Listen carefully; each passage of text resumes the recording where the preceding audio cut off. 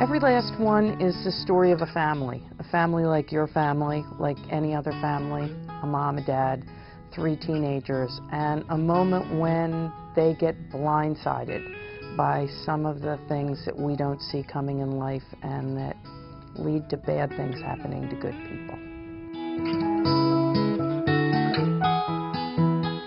Writing a novel is a little like channeling. You're inside this person who is affirmatively not you. In this case, the first-person narrator of the story, whose name is Mary Beth Latham.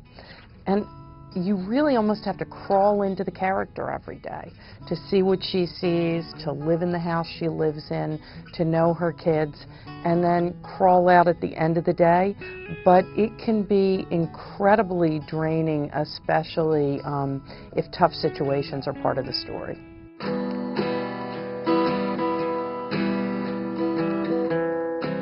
The audiobook experience is kind of odd for me as a writer because I do a version of it myself. When I finish the first draft of a novel, before I hand it in to my first readers, my editor and my agent, I read the entire book aloud. Usually takes me 5 or 6 days.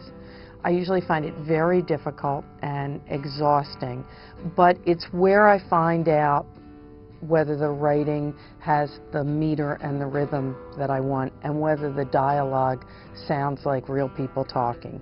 Then after I do my revisions, I read it all aloud a second time before the final draft is done. I expect that all of my books will be audiobooks now, if they're going to do well at all, because so many of my friends and acquaintances listen to books in the car or listen to books when they're walking. It's a kind of an essential part of the process at this point.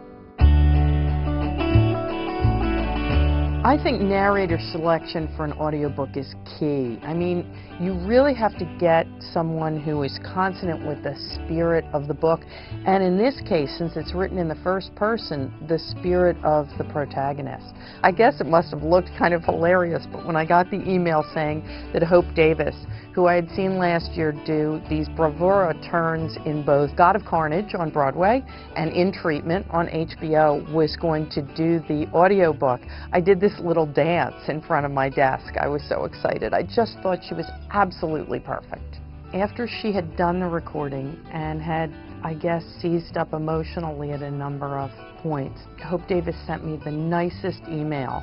And since the moment when she's reading is pre-publication, when the book is a real thing but hasn't had many readers yet, it means more than you can even say to have somebody respond to the material like that. I just was sort of over the moon about that reaction.